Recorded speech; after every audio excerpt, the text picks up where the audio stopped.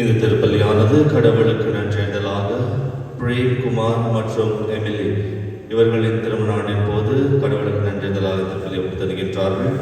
மற்றும் மரித்த விமல் ராய் பெர்னாண்டோ, டேசன் பெர்னாண்டோ, கிறிஸ்டபர் மனோகர், இயேசுதாஸ் இவர்களுடைய ஆன்மாவிலை பார்தலுக்காக இந்த திருப்பலியானது ஒப்பு தரப்படுகிறது. இந்த கருத்துக்களோடு இணைந்து உங்கள் அனைவரின் தனிப்பட்ட கருத்துக்களுக்காகவும் இந்த திருப்பலியானது ஒப்பு தரப்படுகிறது. தந்தை மகன் தூய ஆவியாரின் பெயராலே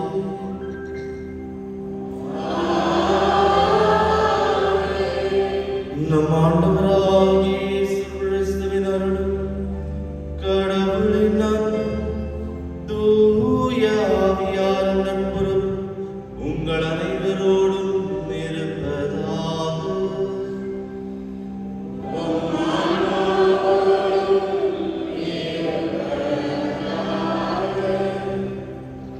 நானே வாழ்வு தரும் உணவு, என் மீது நம்பிக்கை வைப்போர் என்றும் அழிய மாட்டார் என்று ஆண்டவர் இயேசு கிறிஸ்து இன்றைய நற்செய்தியின் வழியாக சொல்லியிருக்கின்றார். அன்பார்ந்த சகோதர சகோதரிகளே, நம்பிக்கை என்பது மனிதனுக்கு மிகவும் கிடைத்த மிகவும் பெரிய கொடையாக இருக்கின்றது. ஆனால் நம் இந்த உலகத்தில் வாழும்போது எதன் மீது நமது நம்பிக்கை இருக்கின்றது, யாரின் மீது நம்பிக்கை இருக்கின்றது என்று நாம் புரிந்து கொள்ள வேண்டும். எத்தனையோ நிகழ்வுகளில் நாம் மனிதர்கள் மீது நம்பிக்கை வைக்கும் போது அந்த நம்பிக்கையானது உடைந்து போய்விடுகின்றது. ஏனென்றால் மனிதர்களின் எண்ணம், மனிதர்களின் குணாதிசயங்கள் மாறிக்கொண்டே இருக்கின்றது. ஆனால் நாம் கடவுள் மீது நம்பிக்கை வைத்து வாழும்போது அவர் நிலையான ஒரு நபராக இருக்கின்றார், நமக்கு வழிகாட்டும் ஒரு கடவுளாக இருக்கின்றார். ஆனால் மனித இயல்பை பற்றி பேசும்போது நமது இயல்பை பற்றி கூட நாம் புரிந்து கொள்ள வேண்டும். நமது இயல்பு என்னவென்றால் கடவுளின் மீது முழு முழுமையான நம்பிக்கை வைப்பதில்லை. ஆனால் நமது சக மனிதர்கள் மீது முழுமையான நம்பிக்கை வைக்கின்றோம், ஏமாற்றம் அடைகின்றோம். அதன் ஏமாற்றத்தின் காரணத்தினால் நமது உள்ளத்தில், நமது வாழ்க்கையில் எத்தனையோ வேதனைகள் வருகின்றது. அன்பார்ந்தவர்களே, இந்த நம்பிக்கை யார் மீது வைக்கின்றோம், எந்த பொருள் மீது வைக்கின்றோம் என்பது மிகவும் முக்கியமான ஒரு விஷயமாக இருக்கின்றது. ஏனென்றால் நமது மன மகிழ்ச்சிக்கு, மன நிறைவுக்கு இது முக்கியமான ஒரு காரணமாக இருக்கின்றது.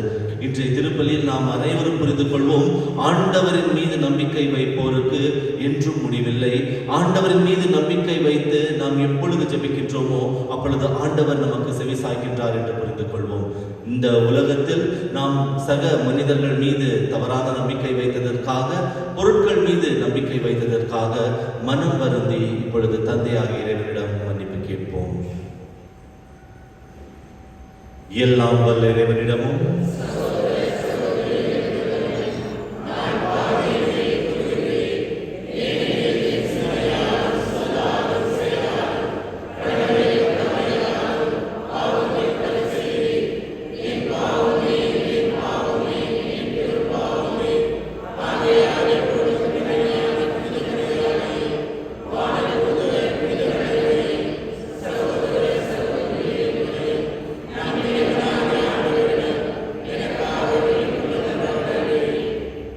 எல்லாம் வல்ல இறைவன் நம் மீது இரக்கம் வைத்து நம் பாவங்களை மன்னித்து நம்மை நிலை வாழ்வுக்கு அழைத்து செல்வாராக.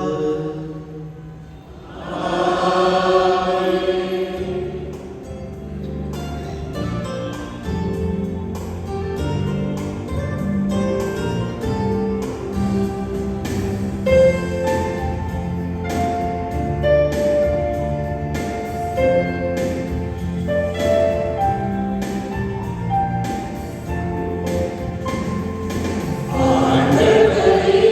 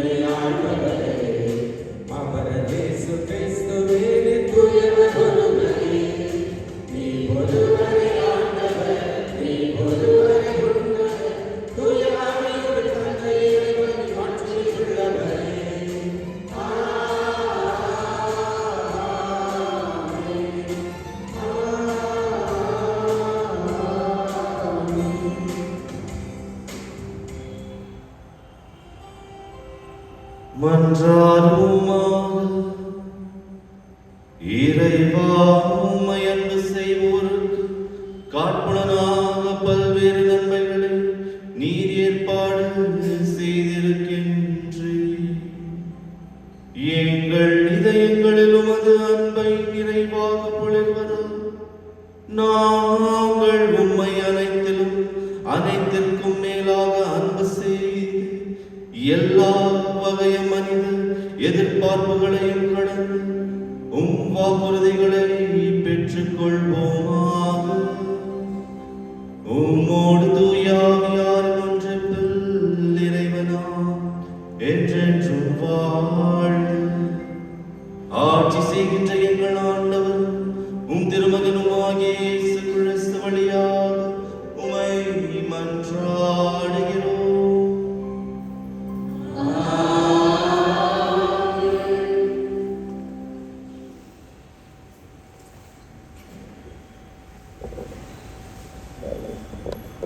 முதல் வாசகம். நீதிமொழிகள் நூலிலிருந்து வாசகம். ஞானம் தனக்கு ஒரு வீட்டை கட்டியிருக்கின்றது, அதற்கென 7 தூண்களை செதுக்கியிருக்கின்றது. அது தன் பலி விலங்குகளை கொன்று திராட்சரசத்தில் இன்சுவை சேர்த்து விருந்து ஒன்று ஏற்பாடு செய்தது. அது தன் தோழிகளை அனுப்பி வைத்தது. நகரின் உயரமான இடங்களில் நின்று அறியா பிள்ளைகளே இங்கே வாருங்கள் என்று அறிவிக்க செய்தது. மதிகேடருக்கு அழைப்பு விடுத்தது. வாருங்கள், நான் தரும் உணவை உண்ணுங்கள், நான் கலந்து வைத்துள்ள திராட்சை ரசத்தை பருகுங்கள், பேதமையை விட்டு விடுங்கள், அப்பொழுது வாழ்வீர்கள், உணர்வை அடையும் வழியில் செல்லுங்கள் என்றது. இது ஆண்டவர் வழங்கும் அருள்வாக்கு. பல்லவி. ஆண்டவர் எத்துணை இனியவர் என்று சுவைத்து பாருங்கள்.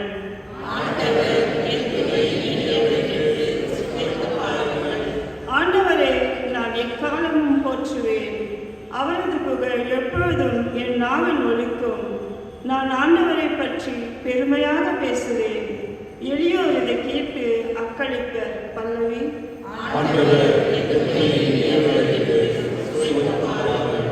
ஆண்டவரே, தூயோரே, அவருக்கு அஞ்சுங்கள், அவருக்கு அஞ்சுவோர்க்கு எக்குறையும் இராது.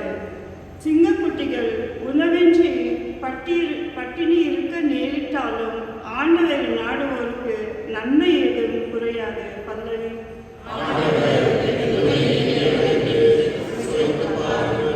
வாரீர் பிள்ளைகளே, நான் சொல்வதை கேளீர். ஆண்டவருக்கு அஞ்சுவதை பற்றி உங்களுக்கு கற்பிப்பேன். வாழ்க்கை இன்பம் காண விருப்பமா?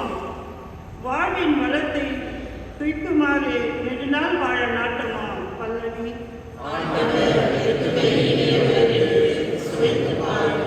அப்படியெனில் தீச்சொல்லின்று உன் நாவை காத்திடு, வஞ்சக மொழியை உன் வாயை விட்டு விலக்கிடு.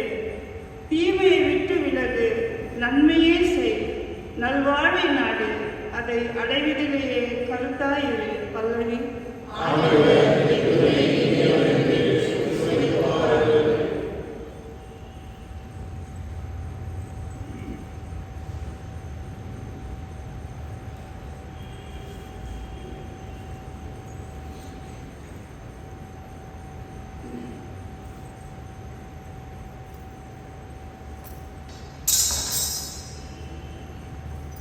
திருத்தூதர் பவுல் எபேசியருக்கு எழுதிய திருமுகத்திலிருந்து 2ஆம் வாசகம். சகோதர சகோதரிகளே, உங்கள் நடத்தையை பற்றி மிகவும் கருத்தாயிருங்கள். நாணமற்றவர்களாய் வாழாமல் ஞானத்தோடு வாழுங்கள். இந்த நாள்கள் பொல்லாதவை, ஆகவே காலத்தை முற்றும் பயன்படுத்துங்கள். ஆகவே அறிவிகளாய் இராமல் ஆண்டவருடைய திருவுளம் யாது என புரிந்து கொள்ளுங்கள். திராட்சை மது அருந்தி குடிவெறிக்கு ஆளாகாதீர்கள், இது தாறுமாறான வாழ்வுக்கு வழிகோலும். மாறாக தூய் ஆவியால் ஆட்கொள்ளப்படுங்கள். உங்கள் உரையாடல்களில் திருப்பாடல்கள், புகழ்பாக்கள், ஆவிக்குரிய பாடல்கள் ஆகியவை இடம்பெறட்டும். உளமாற இசைப்பாடி ஆண்டவரை போற்றுங்கள். நம் ஆண்டவராகிய இயேசு கிறிஸ்துவின் பெயரால் எல்லாவற்றிற்காகவும் எப்பொழுதும் தந்தையாம் கடவுளுக்கு நன்றி செலுத்துங்கள். இது ஆண்டவர் வழங்கும் அருள்வாக்கு.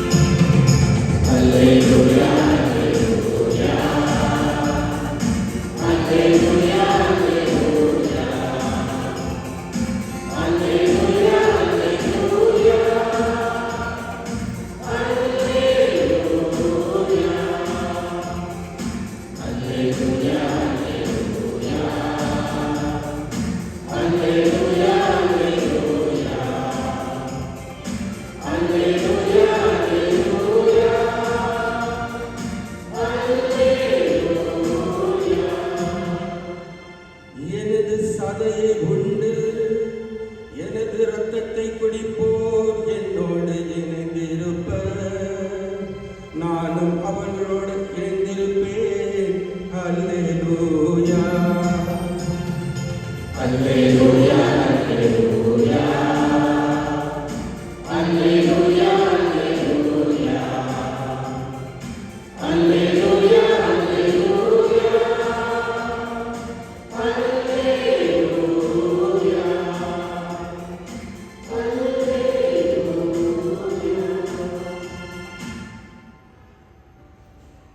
ஆண்டவர் உங்களோடு இருப்பாராக.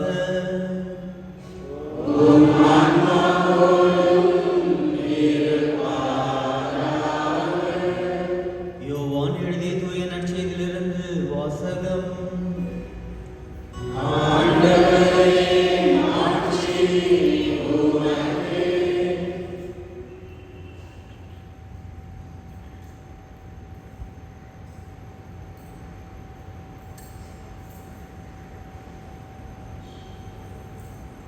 அக்காலத்தில் இயேசு மக்கள் கூட்டத்தை நோக்கி, விண்ணகத்திலிருந்து இறங்கி வந்த வாழ்வு தரும் உணவு நானே.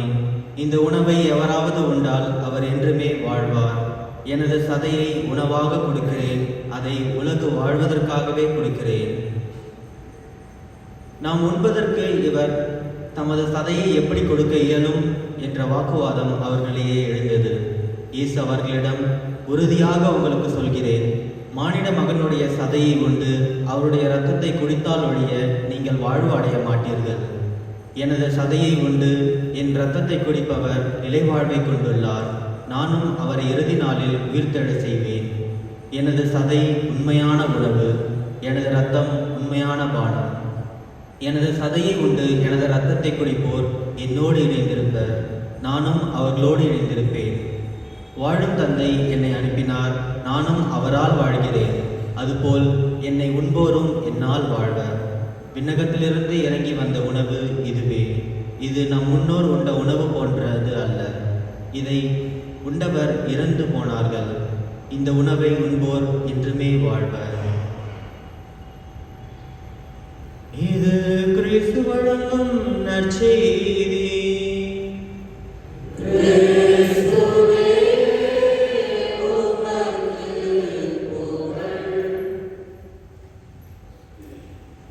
இயேசுவில் பிரியமான சகோதர சகோதரிகளே, இன்றைய இறை வழிபாடானது நம்மை இறைவன் தரும் விருந்தில் பங்கு கொள்வதற்கான அழைப்பிதழை விடுக்கின்றது.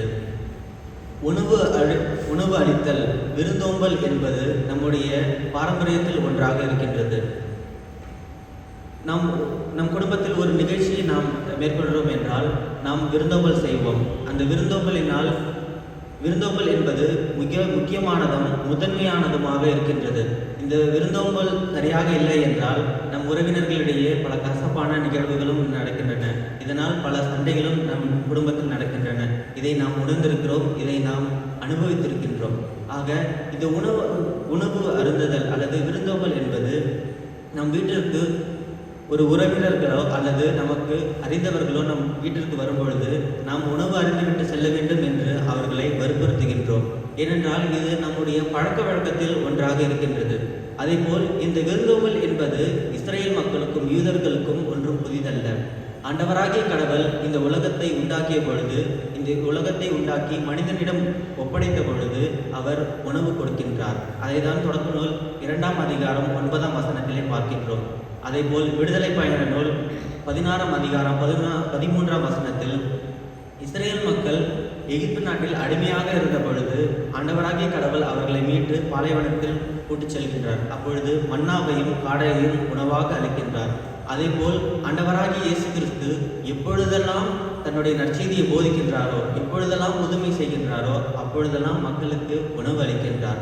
அது உதாரணமாக கடந்த 3 வாரங்களாக நாம் இதை சிந்தித்துக் கொண்டிருக்கின்றோம்.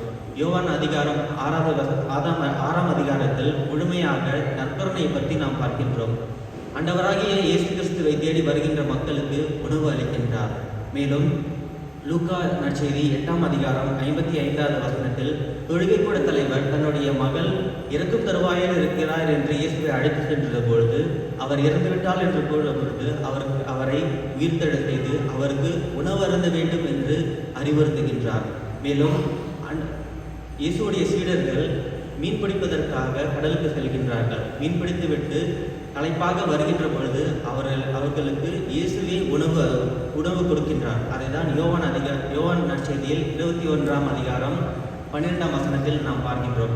ஆக இந்த உணவு கொடுத்தல், விருந்தோம்பல் என்பது நம்மிடையும் கடவுளிடையும் ஒரு உறவை ஏற்படுத்தும் பாலமாக இருக்கின்றது. இந்த உணவு என்பது ஒரு உறவின் அடையாளமாக இருக்கின்றது.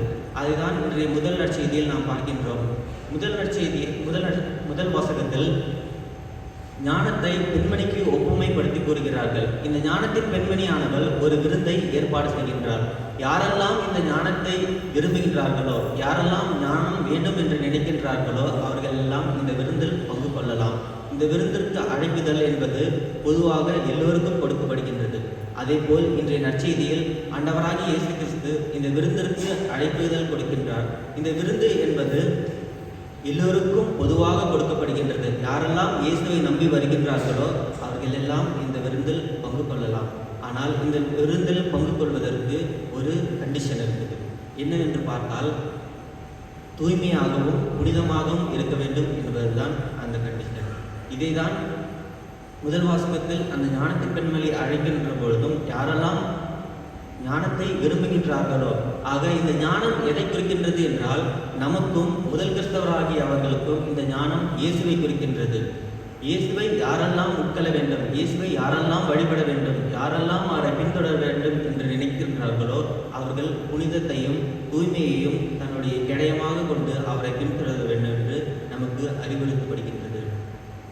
ஆக இந்த விருந்து என்பது அழைப்புதல் கொடுக்கின்ற பொழுது யூத மக்கள் அங்கு முணுமுணுக்கின்றார்கள்.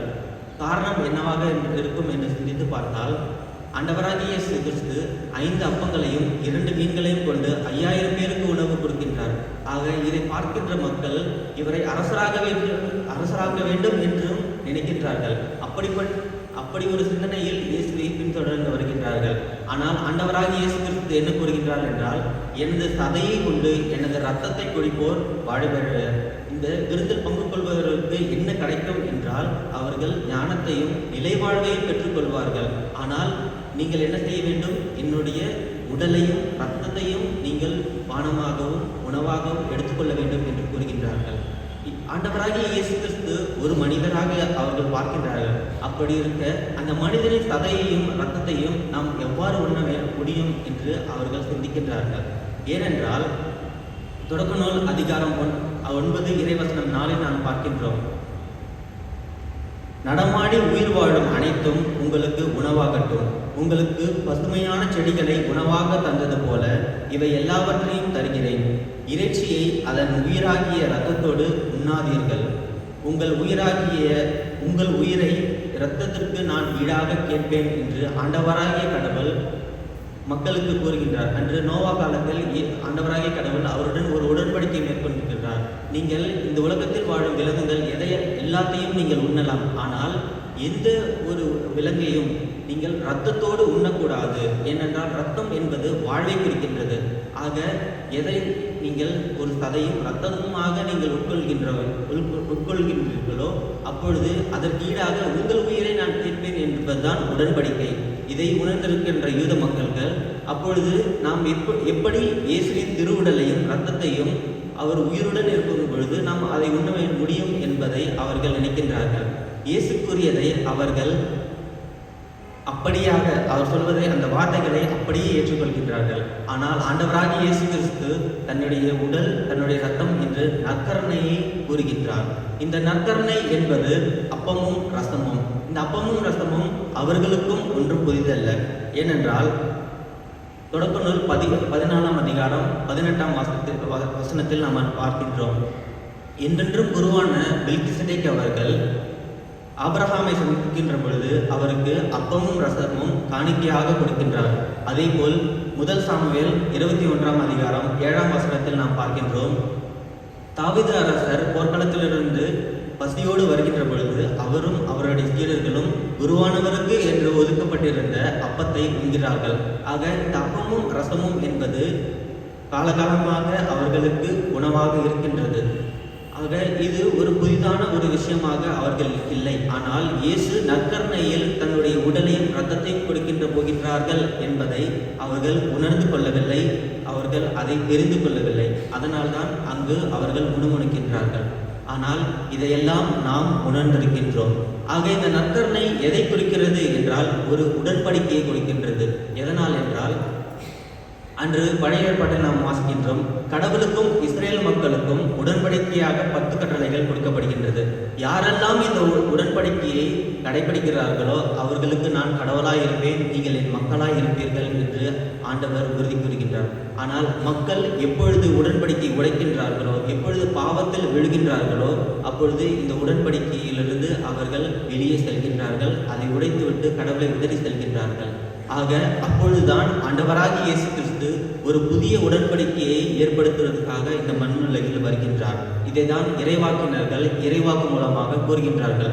மெசையா அவர்கள் வருவார் என்றும் அவர் புதிய உடன்படிக்கை மூலமாக கடவுளுக்கும் நமக்குமான ஒரு உறவை ஏற்படுத்துவார் என்பதுதான் இறைவாக்கு. அதனால்தான் ஆண்டவராகிய இயேசு கிறிஸ்துவிடம் யூத மக்கள்கள் கேட்கிறார்கள், வானிலிருந்து எங்கள் மூதாதையருக்கு ஆண்டவராகிய கடவுள் உணவு அளித்தார், நீங்கள் எங்களுக்கு என்ன ஒரு அடையாளம் தருகிறீர்கள் என்று இயேசுவை பார்த்து கூறுகின்றார். இயேசுவோ நானே வானிலிருந்து இறங்கி வந்த உணவு என்று கூறுகின்றார். ஏனெனில் வானிலிருந்து இறங்கி வந்த உணவு என்பது வார்த்தையாகிய ஆண்டவராகிய இயேசு கிறிஸ்து வார்த்தையிலிருந்து மனு உணவானவர். ஆக வார்த்தையிலிருந்து மறு உணவானவர் இன்று உணவாக நமக்கு எல்லாம் கொடுக்கப்படுகிறார். ஆக இதையெல்லாம் உணர்ந்து கொண்டிருக்கிற நாம் நற்கருணையை பெற்றுக்கொள்வதற்காக இங்கெல்லாம் நாம் கூடியிருக்கின்றோம். ஆக நம்முடைய வாழ்க்கையில் நாம் சற்று சிந்தித்து பார்ப்போம். நற்கருணை சிற்றாலயத்தையோ அல்லது நமது ஆலயத்தையோ கடக்கும் பொழுது நாம் நற்கருணைக்கு வணக்கம் செலுத்துகின்றோம். ஏனென்றால் நாம் நற்கருணையில் ஆண்டவராகிய இயேசு கிறிஸ்து உண்மையாகவே வீற்றிருக்கிறார் என்பதை நாம் முழுமையாக உணர்ந்திருக்கின்றோம். அதேபோல் நற்கருணை ஆராதனை என்றவுடன் நாம் எங்கெல்லாம் நற்கருணை ஆராதனை நடக்கின்றதோ அதற்கு நாம் தேடி செல்கின்றோம், அதற்காக வழிபடுவதற்காக செல்கின்றோம். காரணம், நாம் அதை விசுவாசத்துடன் நம்புகின்றோம். ஆனால் இந்த நற்கருணை என்பது எங்கிருந்து உருவாகின்றது என்று பார்த்தால் திருப்பலியில் தான் உருவாகின்றது. ஒவ்வொரு திருப்பலியிலும் நற்கருணை என்பது அப்பத்திலிருந்தும் ரசத்திலிருந்தும் ஆண்டவராகிய இயேசு கிறிஸ்துவின் உண்மையான உடலாகவும் இரத்தமுமாகவும் மாறுகின்றது. இது ஒரு புதுமை. இதையெல்லாம் நாம் உணர்ந்திருக்கின்றோம். ஆக இந்த புதுமையான ஒரு திருப்பலியில் நாம் அதில் பங்கு கொள்வதற்காக அழைப்புதல் கொடுக்கப்படுகின்றது. ஆனால் நாம் நற்கருணைக்கு எந்த அளவுக்கு முக்கியத்துவம் கொடுக்கின்றோம், எந்த அளவுக்கு நாம் அதற்கு மரியாதை செலுத்துகின்றோம், அதே போல் இன்று நாம் திருப்பலிக்கும் இந்த முக்கியத்துவம் கொடுக்கின்றோமா என்பது நமக்கு ஒரு மிகப்பெரிய கேள்விக்குறியாக இருக்கின்றது. இதை இன்று கடவுள் நமக்கும் கேட்கின்றார். நாம் இந்த திருப்பலிக்கு எந்த அளவுக்கு முக்கியத்துவம் கொடுக்கின்றோம்? சாதாரணமாக நம்ம பூசைக்கு வந்தோம் அப்படின்னா நம்மளுடைய சிந்தனைகள் எங்கு இருக்கின்றது? ஆண்டவராகிய கடவுள் இருக்கின்றார் என்று நாம் உணர்கிறோமா? அல்லது நம்முடைய சிந்தனை பல சிந்தனைகளோடு கலந்து கொண்டு பல சிந்தனைகளை நாம் சிந்தித்துக் கொண்டு இருக்கின்றோமா என்பது ஒரு கேள்வி. அதேபோல் ஆண்டவராகிய இயேசு கிறிஸ்து நற்கருணையை உட்கொள்ளப் போகின்றோம் என்று நாம் திருப்பலியில் கலந்து கொண்டு நாம் திருப்பலிக்கு வருகின்றோம். ஆனால் இயேசுவை எந்த நிலையில் நாம் உட்கொள்கின்றோம் ஒரு மிகப்பெரிய கேள்வி. ஏனெனில் இயேசுவை உட்கொள்ள வேண்டும் என்றால் நாம் புனிதமாகவும் தூய்மையாகவும் இருக்க வேண்டும். அதை தான் தாய் திருச்சபையானது ஒவ்வொரு முறையும் அறிவுறுத்துகின்றது. நம் குருவானவர்களும் அறிவுறுத்துகிறார்கள். நற்கருணையை உட்கொள்வதற்கு நாம் தூய்மையாக இருக்க வேண்டும், பாவ சங்கீதனம் செய்ய வேண்டும் என்று வற்புறுத்துகிறார்கள். ஆனால் நாம் அதற்கு முக்கியத்துவம் கொடுக்கின்றோமா என்பதை நாம் சற்று சிந்தித்து பார்ப்போம். நாம் நற்கருணை உட்கொள்ளப் போகின்றோம் என்று நாம் வருகின்றோம், நற்கருணை உட்கொள்கின்றோம். நற்கருணை உட்கொண்ட பிறகு நாம் என்ன செய்கின்றோம்? எந்த அளவுக்கு கடவுளுக்கு முக்கியத்துவம் கொடுக்கின்றோம்? ஆண்டவராகிய கடவுள் நற்கருணை வீற்றிருக்கிறார் என்பதை நாம் சிந்தித்து அவருக்கு நன்றி செலுத்துகின்றோம். ஆனால் நற்கருணையில் நம் உடலில் வருகின்றார். அதாவது ஒரு கூற்று இருக்கின்றது, எந்த உணவை நாம் உண்கின்றோமோ அதே போல் நாம் ஆகின்றோம் என்ற கூற்றை நாம் நம்புகின்றோம். அதை நாம் பரவலாக பேசுகின்றோம். ஆக ஆண்டவராகிய இயேசு கிறிஸ்துவையே உணவாக உட்கொள்கின்றோம். நாமும் அப்பொழுது மறு கிறிஸ்துவாக மாறுகின்றோம். ஆக அப்பொழுது மறு கிறிஸ்துவாக மாறுகின்ற பொழுது நாம் எந்த அளவுக்கு அவருக்கு முக்கியத்துவம் கொடுக்கின்றோம் என்ற கேள்வியை நான் உங்கள் சிந்தனைக்கு வைக்கின்றேன். ஏனென்றால் நற்கருணை வாங்கி கொண்டு நாம் இடம் அமைக்கின்றோம். ஆனால் என்ன செய்கின்றோம் சற்று சிந்தித்து பார்ப்போம். அப்பொழுதுதான் சரி, எப்பொழுது நம்ம நன்மை வாங்கிட்டோமோ அதோட பூசை முடிஞ்சிடுச்சு அப்படின்ற எண்ணம் நமக்குள் வருகின்றது. எதனால்? நற்கருணை இருக்கின்றது என்பதை நாம் எந்த அளவுக்கு உணர்கின்றோம் என்றதை நாம் சிந்தித்து பார்க்க இந்த திருப்பலியில் அழைப்புகள் விடுக்கின்றது. ஆக இந்த திருப்பலியும் ஆண்டவராகிய இயேசு கிறிஸ்து உடலாகவும் இரத்தமாகவும் நமக்கு விருந்தாக வருகின்றார். நாமும் மறு கிறிஸ்துவாக மாறப்போகின்றோம். ஆனால் அவரிடம் நாம் என்ன சொல்ல போகின்றோம், என்ன செய்ய போகின்றோம் என்று சற்று சிந்தித்து பார்த்து இந்த திருப்பலியில் தொடர்ந்து மன்றாடுவோம்.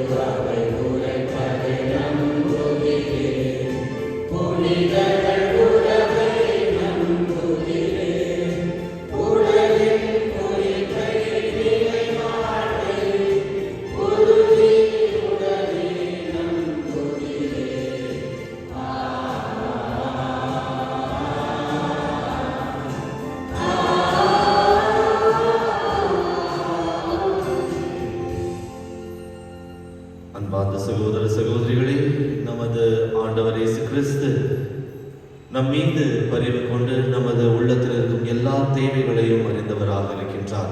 விருந்தோம்பல் என்பது உணவு மட்டுமல்ல, மாறாக நமது உள்ளத்தில் இருக்கும் எல்லா குறைகளையும் நிறைவுபடுத்துவதுதான். இந்த நேரத்தில் நமது உள்ளத்தில் இருக்கும் எல்லா ஜெபங்களையும் எல்லா குறைகளையும் ஆண்டவரின் பாதத்தில் சமர்ப்பிப்போம். உங்கள் பதிலுரை. ஆண்டவரே எங்கள் மன்றாட்டை கேட்டருளும். வாழ்வளிக்கும் இறைவா, உமது திருப்பணிக்காக அழைக்கப்பெற்ற எமது திருத்தந்தை பிரான்சிஸ், எங்கள் பேராயர், ஏனைய ஆயர்கள், குருக்கள், கன்னியர், துறவியர் அனைவரும் நன்றியின் பாதையில் இறைமக்களை வழிநடத்தி அனைவரும் இறையரசின் ஒரே குடும்பமாக வாழ செய்திட அருள் தர வேண்டும் என்று இறைவா உம்மை மன்றாடுகின்றோம். அன்பின் உறைவிடமே இறைவா, எங்கள் நாட்டு தலைவர்கள், சமூக தலைவர்கள், மக்கள் பணியாளர்கள் அனைவரும் சேவையை பெற அல்ல, சேவையை செய்திடவே வந்துள்ளோம் என்பதை உணர்ந்தவர்களாக மக்களின் தேவை அறிந்து உதவும் நல்ல படைத்தவர்களாக வாழ வரம் தர வேண்டும் என்று இறைவா உம்மை மன்றாடுகின்றோம்.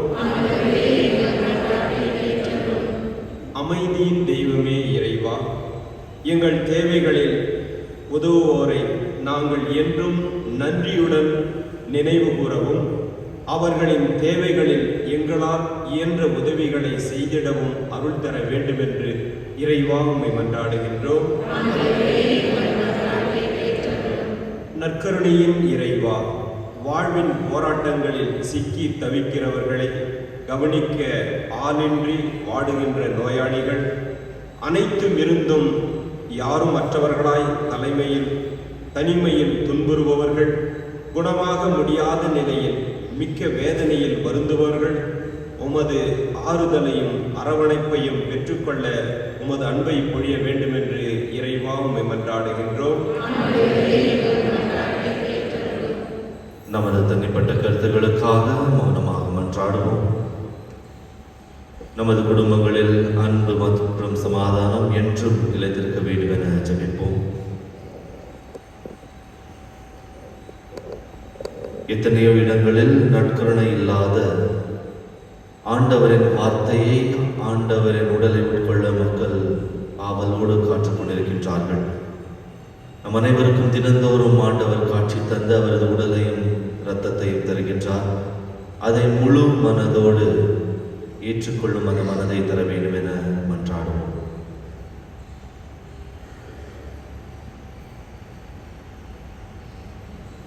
திருப்பலி என்பது ஒரு மணி நேரத்திற்கு இருக்கும் ஒரு நிகழ்வு அல்ல, மாறாக நமது வாழ்க்கையின் நிகழ்வு. ஆண்டவரின் வார்த்தையை இந்த நேரத்தில் பெற்றுக்கொண்டு அந்த வார்த்தையை வாழும் அந்த மனதை நமக்கு ஆண்டவர் தர வேண்டும் என விசேஷமாக மன்றாடுவோம்.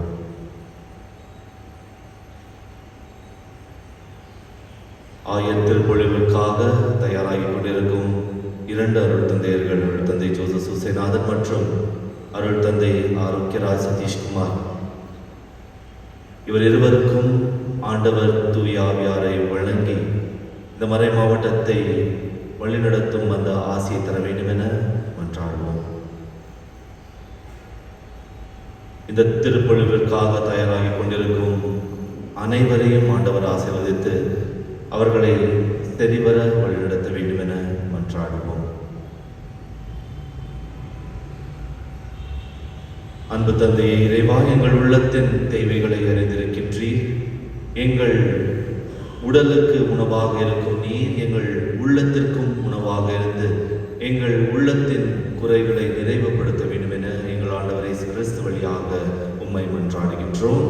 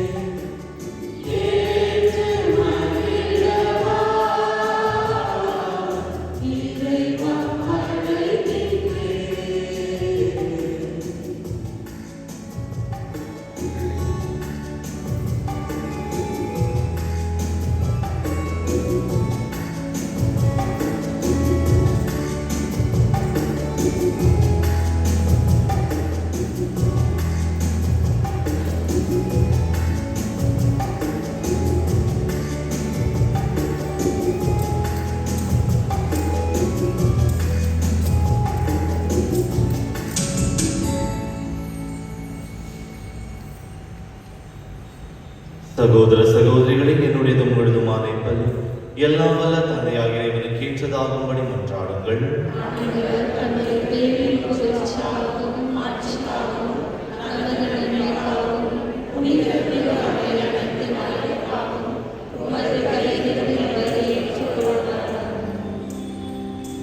ஆண்டவரை மாற்றி மிகு மாற்றங்களை ஏற்படுத்தும் எங்கள் காணிக்கைகளை ஏற்றருளும். ஆதலால் நீ தந்தவற்றை உமக்கு ஒப்புக் கொடுத்து உம்மையை நாங்கள் பெற்றுக்கொள்ள தகுதி பெறுவோமாக. எங்கள் ஆண்டவராகிய கிறிஸ்து வழியாக உம்மை மன்றாடுகிறோம்.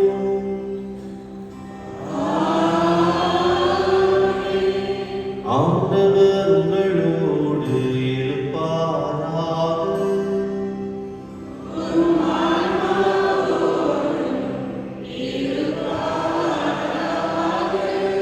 இதயங்களை மேலே எழுப்புங்கள்.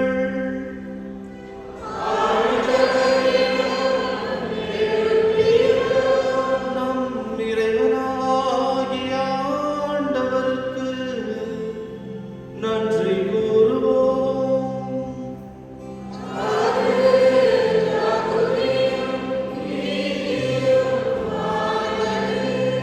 ஆண்டவரே தூயவரான தந்தை, என்றுமுள்ள எல்லாம் வல்ல இறைவா, எந்நாளும் எவ்விடத்திலும் நாங்கள் உமக்கு நன்றி செலுத்துவது மெய்யாகவே தகுதியும் நீதியும் ஆகும். எங்கள் கடமையும் மீட்புக்குரிய செயலுமாகும். ஏனெனில் எங்கள் புகழுரையும் உமக்கு தேவையன்று, ஆயினும் நாங்கள் உமக்கு நன்றி செலுத்துவது உமது அருள் கொடையாலேயே. நாங்கள் உம்மை புகழ்ந்துரைப்பது உமது மாட்சியை மிகுதிப்படுத்தாது. ஏனினும் எங்கள் ஆண்டவராகிய கிறிஸ்து வழியாக நாங்கள் மீட்படைய பயன்படுகின்றது.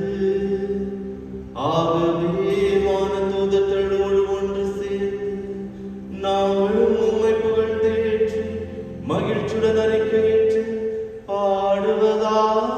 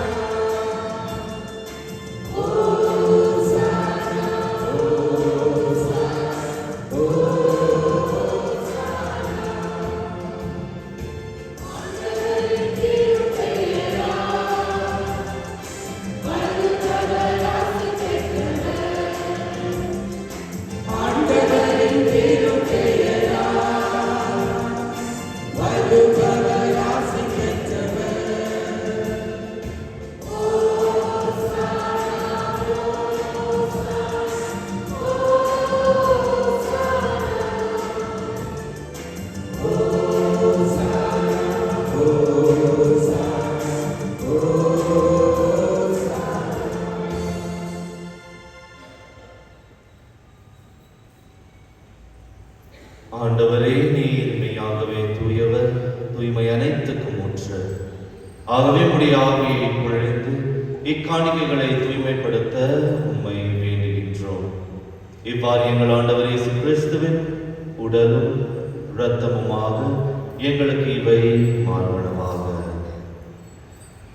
அவர் பாடுபட உளம் கணிந்து தம்மை கையளித்த போது அப்பத்தை எடுத்து நன்றி செலுத்தி அதை பெற்று தம் சீடர்களுக்கு அளித்து அவர் கூறியதாவது: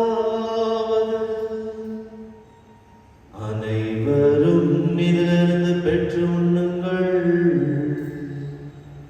ஏனெனில் இது உங்களுக்காக கையளிக்கப்படும் என் உடல்.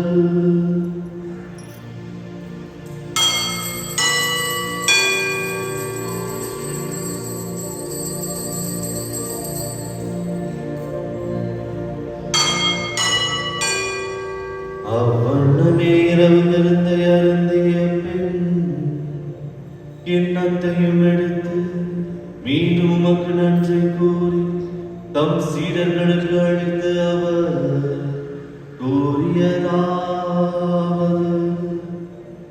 அனைவரும் இதிலிருந்து பெற்று பருகுங்கள், ஏனெனில் இது புதிய நிலையான உடன்படிக்கைக்குரிய என் இரத்தத்தின் கிண்ணம்.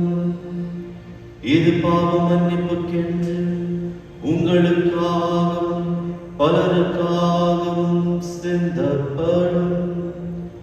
இதை என் நினைவாக செய்யுங்கள்.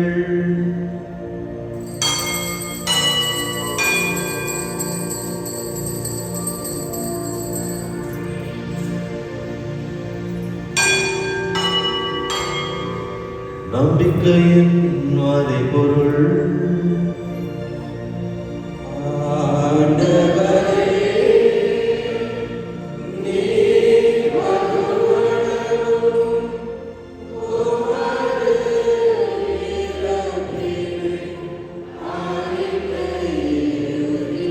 அறிக்கையிடுகின்றோம். உமது உயிர்ப்பினையும்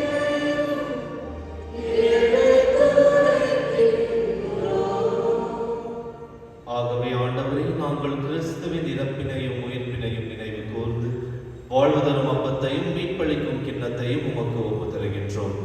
திருமுன் நின்று உமக்கு ஊழியம் புரிய தகுந்தவர்கள் என எங்களை ஏற்றுக்கொண்டீர். எனவே உமக்கு நன்றி செலுத்துகின்றோம். மேலும் கிறிஸ்துவின் உடலிலும் இரத்தத்திலும் பங்கு கொள்ளும் எங்களை தூய ஆவியார் ஒன்று சேர்க்க வேண்டும் என உம்மை தாழ்மையுடன் மன்றாடுகின்றோம். ஆண்டவரே, உலகெங்கும் பரவியிருக்கும் உமது திரு அவையை நினைவு கூர்ந்தருளும். எங்கள் திருத்தந்தை பிரான்சிஸ், எங்கள் ஆயர் பீட்டர் மச்சாது, எல்லா திருநிலையினர் ஆகிய அனைவரோடும் உமது திரு அவை அன்பில் நிறைவு பெற செய்தருளும். மேலும் உயிர்த்தெழும் எதிர்நோக்குடன் தொழில் கொள்ளும் எங்கள் சகோதர சகோதரிகளையும் இறந்தோர் அனைவரையும் இரக்கத்துடன் நினைவு கூர்ந்து உமது திருமுக ஒளியினுள் ஏற்றருளும். எங்கள் அனைவர் மீதும் இரக்கமாயிரும். கடவுளின் கன்னித்தாயான புனித மரியா, அவருடைய கணவரான புனித யோசேப்பு, புனித திருத்தூதர்கள், இவ்வுலகில் உமக்கு உகந்தவராய் இறந்தோராகிய புனிதர் அனைவரோடும் நாங்கள் நிலை வாழ்வில் பங்கு கொள்ளும் தகுதி பெற்று திருமகன் இயேசு கிறிஸ்து வழியாக உம்மை புகழ்ந்தேற்று வருவருள உம்மை மன்றாடுகின்றோம்.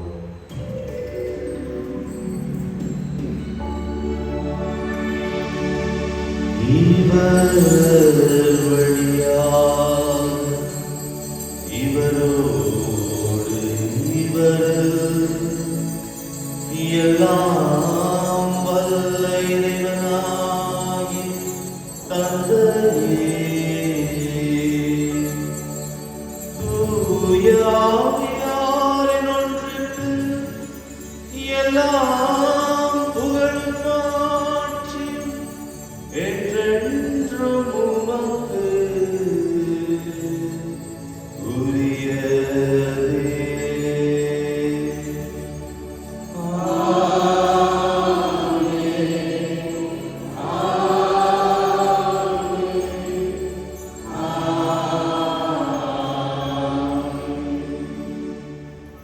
மீட்பராகிய இறைவனியால் பயிற்சி பெற்ற நாம் தொழுது பாடுவோம்.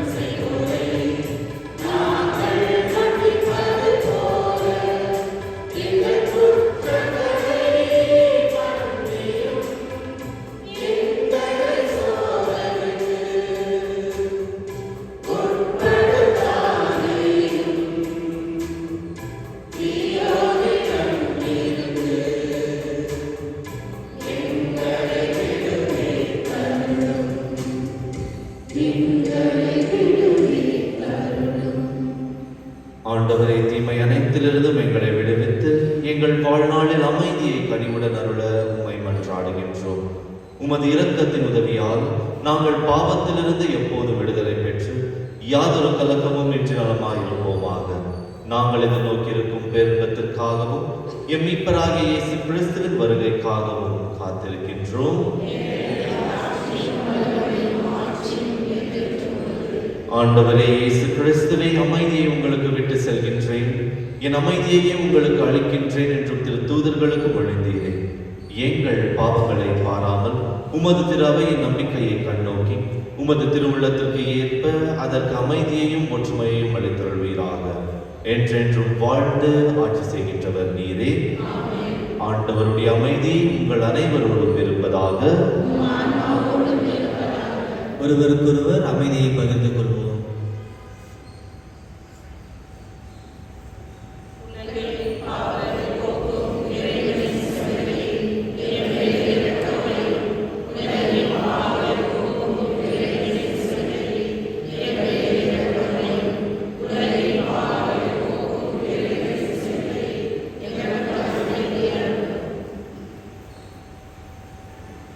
அன்பார்ந்தவர்களே, இதோ இறைவனின் செம்மறி நமக்காக அவரது உடலை முழு மனதோடு தந்த உண்மையான கடவுளின் மைந்தன். செம்மறியிலிருந்து கலைக்க பெற்ற நாம் அனைவரும் பேர் பெற்றோர்.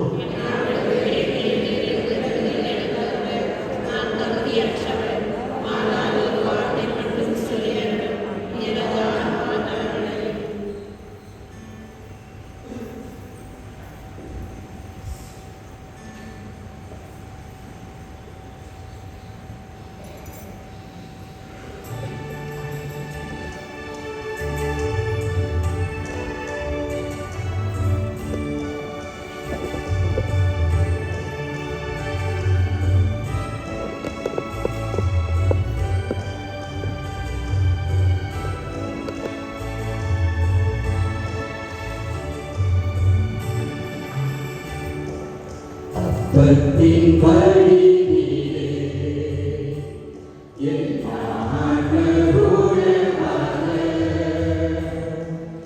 ஊழலை கண்டு உயிரை கண்ட இறைவனே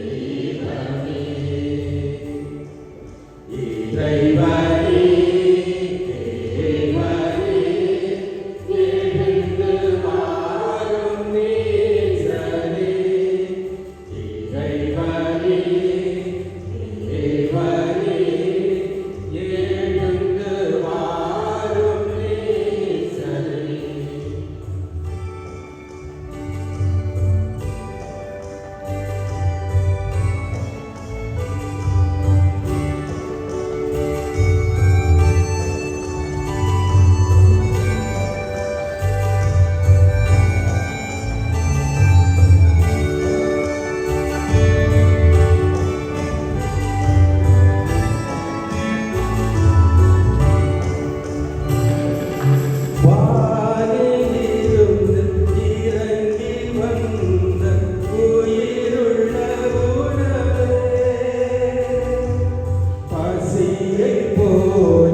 தாகம் தீர்க்கும் விண்ணக விருந்தே.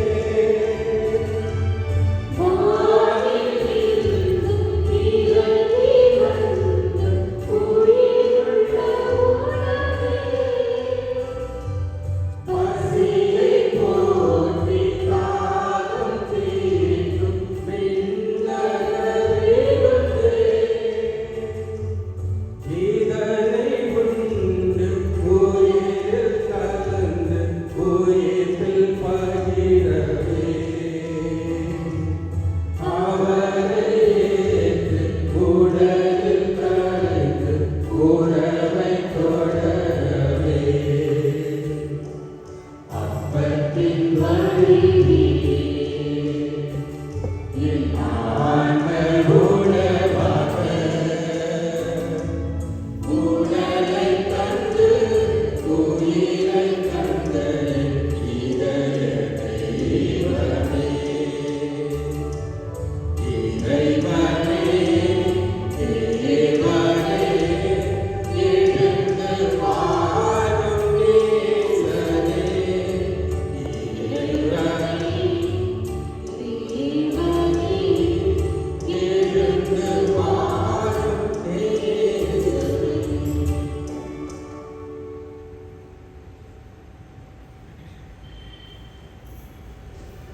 யூபிலி ஆண்டின் இறைவேண்டல். விண்ணக தந்தையே, உம் திருமகனும் என் சகோதரருமான இயேசு கிறிஸ்துவில் நீர் எங்களுக்கு வழங்கிய நம்பிக்கையும் தூய ஆவியார் வழியாக எங்கள் இதயங்களில் நீர் பற்றிய செய்த பிறர் அன்பு சுடரும் உமது அரசின் வருகைக்கான எதிர்நோக்கை எங்களில் கட்டி எழுப்பனமாக நற்செய்தியின் விதைகளை நாளும் வளர்த்தெடுக்கும் நல்லோராய் உம் அருள் எம்மை மாற்றுவதாக. தீமை ஆற்றல்கள் மறைந்து உம் ஆட்சி நிமித்து ஒளிரும் பொருட்டு மாநில உள்ளங்களும் முழு அண்டவெளியும் புதிய விண்ணகம் புதிய மன்னகம் நோக்கிய காதல்களில் மாற்றம் பெறுவனவாக. யூபிலி கொண்டாட்டத்தின் அருள் விண்ணக செல்வங்களுக்கான ஆர்வத்தை எதிர்நோக்கி திருப்பயணிகளாகிய எம்மில் தூண்டி எழுப்புவதாக. அதே அருள் எம் மீட்பரின் மகிழ்ச்சியையும் அமைதியையும் அகிலமெங்கும் அளிப்பதாக. என்றென்றும் போற்றுக்குரிய எம் கடவுளாகிய உமக்கு மாட்சியும் புகழும் இன்றும் என்றும் உரித்தாகுக. ஆமென். மன்றாடுவோமாக. ஆண்டவரே, பொருளடையாளங்களால் கிறிஸ்துவுடன் ஒன்றிணைத்த நாங்கள் உமது கனிமை பணியுடன் வேண்டுகின்றோம். அதனால் நாங்கள் இவ்வுலகில் கிறிஸ்துவின் சாயல்களாக ஒன்றிணைந்து விண்ணகத்தில் அவருடன் தோளுமை கொள்ள தகுதி பெறுவோமாக. என்றென்று வாழ்ந்து ஆட்சி செய்கின்ற அவர் வழியாக உமை மன்றாடுகிறோம்.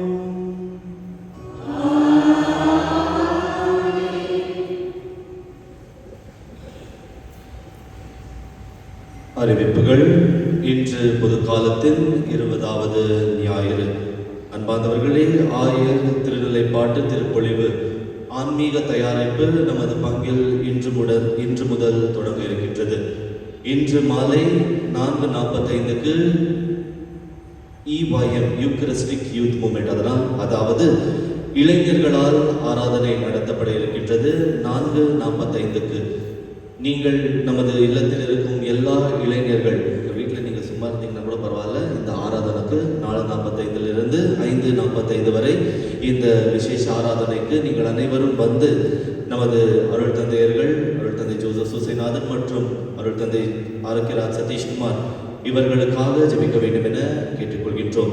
மற்றும் இந்த வாரம் 21ஆம் தேதி மற்றும் 22ஆம் தேதி மாலை 6 மணி திருப்பலி முடிந்த பிறகு ஆராதனை இருக்கின்றது. விசேஷ ஆராதனை இந்த இந்த ஆயர் திருப்பொழிவு மிகவும் சீரும் சிறப்புமாக நடக்க வேண்டும் என இந்த ஆராதனை இருக்கும். நீங்கள் அனைவரும் இதில் கலந்து கொள்ள வேண்டும் என கேட்டுக்கொள்கின்றோம். அன்பாதவர்களே, இந்த ஆயர் திருநிலை பாட்டு என்று சொல்லும்போது நமக்கும் கடமை இருக்கின்றது. ஒரு தலைவனை தேர்ந்தெடுக்க நாம் எவ்வளவு ஜெபம் செய்கின்றோம். அவர்கள் ஒரு நல்ல தலைவராக இருக்க வேண்டும், நல்ல முறையில் நாட்டை வழிநடத்தி செல்ல வேண்டும் என்று எப்படி ஜெபிக்கின்றோம். அதே போல நமது 2 குருக்களுக்கும் ஆண்டவர் தூய் ஆவியாரை வழங்கி அவர்களை மேலும் ஆசீர்வதித்து இந்த மறை மாவட்டத்தை வழிநடத்த வேண்டும் என்று ஜெபிப்பது நமது கடமையாக இருக்கின்றது. அதனால் இந்த ஆராதனைகளில் நீங்கள் கலந்து கொள்ள வேண்டும் என கேட்டுக்கொள்கின்றோம். இதை சேர்த்து தினந்தோறும் நாளிலிருந்து தினந்தோறும் திருப்பலிகள் முடிந்த பிறகு மரியன சேனையினர் ஜெபமாலை செய்வார்கள் இந்த கருத்துக்களுக்காக. அதனால் திருப்பலி முடிந்ததும் ஒரு 20 நிமிடங்கள் நீங்கள் இங்கே இருந்து இந்த ஜெபமாலையில் கலந்து கொண்டு இந்த கருத்துக்களுக்காக ஜெபிக்க வேண்டும் என கேட்டுக்கொள்கின்றோம். மறைக்கல்வியானது 1ஆம் வகுப்பிலிருந்து 9ஆம் வகுப்பு வரை சனிக்கிழமை மாலை 4:45 5:45 வரை நடைபெற இருக்கின்றது. பெற்றோர்கள் உங்கள் பிள்ளைகளை இந்த மறைக்கல்விக்கு அனுப்ப வேண்டும் என கேட்டுக்கொள்கின்றோம். வரும் சனிக்கிழமை மறைக்கல்வி இருக்காது. மீண்டும் சொல்கின்றேன், வரும் சனிக்கிழமை மறைக்கல்வி இருக்காது. அன்பார்ந்தவர்களே, ஃபர்ஸ்ட் ஹோலி கம்யூனியன் மற்றும் உறுதி பூசுதல் கான்ஃபர்மேஷன் இந்த நிகழ்வின் போது எல்லாரும் வந்து ஃபாதர் ஃபோட்டோஸ் எப்போ கொடுப்பீங்க, சர்டிஃபிகேட்ஸ் எப்போ கொடுப்பீங்க ரொம்ப பேர் கேட்டீங்க. எல்லாம் ஆவலோட காத்துட்டு இருக்கிறாங்க. ஃபோட்டோஸ் சர்டிஃபிகேட்ஸ் எல்லாம் ரெடி பண்ணி வச்சா யாருமே வந்ததில்லை. அன்பார்ந்தவர்களே, இது உங்கள் சர்டிஃபிகேட்ஸ், உங்களுடைய ஃபோட்டோகிராஃப்ஸ். உங்கள் ஃபோட்டோகிராஃப் வச்சுக்கு நாங்கள் எதுவுமே பண்ணுறதுக்காகாது. அதனால் நீங்கள் உங்கள் பிள்ளைகள் இந்த திருவருட்சாதனங்களை பெற்றுக்கொண்டிருந்தால் first holy communion, confirmation, certificates மற்றும் ஃபோட்டோகிராஃப்ஸ் நீங்கள் வாங்கலைன்னா தயவு செஞ்சு ஆஃபீஸ்க்கு வந்து வாங்கிக் கொள்ள வேண்டும் என கேட்டுக்கொள்கின்றோம். இந்த சனிக்கிழமை 24ஆம் தேதி புனித பர்த்தலோமியோ இவர்களின் விழாவை கொண்டாடுகின்றோம். அன்று நமது மறை மாவட்டத்திற்கு ஒரு சிறப்பான நாள். ஏனென்றால் இவ்வளவு நாட்களாக தயாராகி கொண்டிருக்கும் நாம் அனைவரும் நமது 2 குருக்கள் ஆயர் திருநிலை பாட்டிற்கு அந்த நாளானது திருப்பொழிவானது அவருக்கு கிடைக்க இருக்கின்றது. அதனால் நாம் அனைவரும் 24ஆம் தேதி சனிக்கிழமை காலை 9 மணிக்கு புனித பிரான்சிஸ் சவேரியார் ஆலயத்தில் இந்த திருப்பலியில் கலந்து கொள்ள வேண்டும் என கேட்டுக்கொள்கின்றோம். அன்பாதவர்களே, அதே நாள் 24ஆம் தேதி சனிக்கிழமை அதே நாள் மாலை 6 மணிக்கு நமது ஆயர் ஜோசப் சூசிநாதன் அவர்கள் அவரது முதல் நன்றி திருப்பலியை ஆயராக நமது பங்கில் நிறைவேற்றுவார். அவர்கிட்ட கேட்டிருக்கும் போது அவர் சொன்னார், அவருடைய குரு அபிஷேகமான பிறகு முதல் நன்றி திருப்பலியை நமது பங்கில் நிறைவேற்றினார். அதாவது முதல் நன்றி திருப்பலி என்பது ஒரு குருவின் வாழ்க்கையில் ஒரு விசேஷமான ஒரு இடத்தை பிடித்திருக்கின்றது. அதே போல ஆயரான பிறகு முதல் நன்றி திருப்பலியை நமது பங்கில் நிறைவேற்றுகின்றார். இது நமக்கு ஒரு பெருமை தரும் ஒரு நிகழ்வாக இருக்கின்றது. அதனால் நாம் அனைவரும் இந்த திருப்பலி, நன்றி திருப்பலி மற்றும் இந்த திருப்பலியில் கலந்து கொண்டு அவருக்காக மற்றும் அவரது பணி சிறக்க ஜெபிக்க வேண்டும் என கேட்டுக்கொள்கின்றோம். இந்த ஆடம்பர திருப்பலி நிறைவேறிய பிறகு ஒரு ஃபெலிசிட்டேஷன் ப்ரோக்ராம் நமது ஆலயத்தில் நமது ஸ்கூல் கிரவுண்டில் நடைபெற இருக்கின்றது. நீங்கள் அனைவரும் இதில் கலந்து கொண்டு உங்கள் அனைவருக்கும் உணவு ஏற்பாடு கூட செய்திருக்கின்றோம். நீங்கள் இதில் கலந்து கொள்ள வேண்டும் என கேட்டுக்கொள்கின்றோம். மற்றும் மறுநாள் 25ஆம் தேதி ஞாயிற்றுக்கிழமை கோலார் தங்க வயலில் 10 மணிக்கு வெற்றி எண்ணெய் ஆலயத்தில் அவர் நன்றி திருப்பலியை நடத்தி தருவார். இதிலும் நீங்கள் கலந்து கொள்ள வேண்டும் என கேட்டுக்கொள்கின்றோம். புனித வின்சென்ட் டி பால் சபையினர் அவரது உங்கள் காணிக்கைகளுக்காக ஆலயத்தின் வெளியே காத்துக் கொண்டிருக்கின்றார்கள். உங்கள் முழு மனதோடு அவர்களுக்கு உதவ வேண்டும் என கேட்டுக்கொள்கின்றேன். சென்ற மாதத்தில் நீங்கள் அவர்களுக்கு தந்த காணிக்கை தொகை 12,070 ரூபாய்கள். உங்கள் காணிக்கைகளுக்கு அவர்கள் நன்றி செலுத்துகின்றார்கள். சென்ற வாரத்தின் காணிக்கை தொகை 42,570 ரூபாய். உங்கள் தாராள மனதுக்கு நன்றி. அன்பாதவர்களே, சென்ற வாரம் சிறை ஞாயிறை நாம் பார்த்தோம். Prison ministry Sunday. இந்த பிரிசன் மினிஸ்ட்ரியை நடத்துபவர் நமது பங்கிற்கு சேர்ந்த அருள் தந்தை மேக்ஸ் மில்லியன். இவர் எனக்கு ஃபோன் செஞ்சு சொன்னார், நமது பங்கில் 68,590 ரூபாய்கள் நாம் காணிக்கையாக தந்திருக்கின்றோம். நமது மறை மாவட்டத்தில் ஃபர்ஸ்ட், செகண்ட் பொசிஷனோ தேர்ட் பொசிஷனோ அதிகமாக காணிக்கை கொடுத்தவர்களில் நாமும் அந்த பட்டியலில் இடம் பெற்றிருக்கின்றோம். அதற்காக அவர் முழு மனதோடு நன்றி செலுத்தினார். நீங்கள் அனைவரும் கரங்கோஷமிட்டு உங்களை நீங்கள் வாழ்த்துக் கொள்ள வேண்டும் என்று கேட்டுக்கொள்கின்றேன்.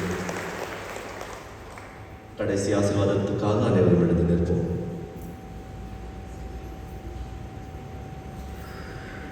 இயேசுவில் அன்பார்ந்த சகோதர சகோதரிகளே, வருகின்ற சனிக்கிழமை காலை 9 மணிக்கு திருநிலைப்பாட்டின் இந்த திருப்பலியில் பங்கின் மக்களாகிய அனைவரும் அங்கே ஒன்று சேர்ந்து வந்து இறைவனத்தில் ஜெபிக்க வேண்டும் என்றும் இறைவனுக்கு நன்றி செலுத்த வேண்டும் என்றும் அனைவரையும் தனிப்பட்ட விதத்தில் ஒவ்வொருவரையும் அழைக்கின்றேன். ஆகவே நீங்கள் அனைவரும் இந்த முக்கியமான இறை நிகழ்வில் பங்கேற்று இறை ஆசீர்வாதம் பெற வேண்டும் என்றும் எனக்காகவும் என்னோடு இணைந்து திருநிலைப்பாடை பெற இருக்கின்ற monsignor கராஜ் இவருக்கும் ஜெபிக்க வேண்டும் என்றும் கேட்டுக்கொள்கின்றேன். அன்று மாலையை இங்கு 6 மணிக்கு நன்றி திருப்பலியை நிறைவேற்றுவேன். அதிலும் விசேஷமாக பங்கு மக்கள் அனைவருக்காகவும் அந்த திருப்பலியில் விசேஷமாக ஜெபிப்பேன். அனைவருமாக அதில் பங்கேற்று எனக்காகவும் ஜெபிக்குமாறு மீண்டுமாக அன்போடு அழைக்கின்றேன். மேலும் திருநிலைப்பாடு முடிந்த பிறகு நான் எங்கே தங்கியிருப்பேன் என்று ஒரு கேள்வி பேராயர் கேட்டுக்கொண்டார். நான் இல்லத்தில் தங்கலாம் அல்லது அங்கிலும் இருக்கலாம் என்கின்ற இந்த ஒரு சாய்ஸ் எனக்கு தந்திருக்கிறார். ஆகவே மே மாதம் வரைக்கும் நான் இங்கே தங்கியிருந்து மேற்பார்வையாளராக இருப்பேன். அனைத்தும் அவர் தந்தை டேனியல் மற்றும் பங்கின் பணிகளை செய்வார்கள். மேலும் 2 முக்கிய காரியங்களும் நடத்த வேண்டும் என்று, அதாவது நிறைவேற்ற வேண்டும் என்று பங்கின் ஹால் அங்கே ரெனோவேஷன் ஏற்கனவே ஆரம்பமாக இருக்கிறது. அது நிறைவு செய்ய வேண்டும். மேலும் நம்முடைய ஆலயத்தில் புதுப்பிக்க வேண்டும், ரெனோவேட் பண்ண வேண்டும் என்கின்ற ஒரு எண்ணம் இருக்கிறது. இதை முடித்து அதன் பிறகுதான் இல்லம் செல்வேன் என்று நம்புகின்றேன். மேலும் இல்லத்தில் அலுவலகத்தில் ஆஃபீஸ் அங்கே ஒவ்வொரு நாளும் சென்று வருவேன். ஆகவே இந்த முக்கியமான நிகழ்வுகளில் மகிழ்ச்சியோடு அனைவரையும் வரவேற்கின்றேன். வாருங்கள், இறை ஆசிரியை பெறுங்கள் என அன்போடு மீண்டும் அழைக்கின்றேன்.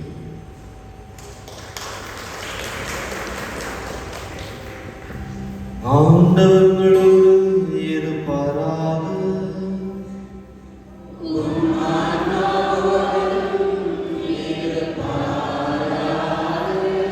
எல்லாம் வல்ல இறைவன் தந்தை மகன் தூய ஆவியார் உங்களுக்கு ஆசி வழங்குவாராக.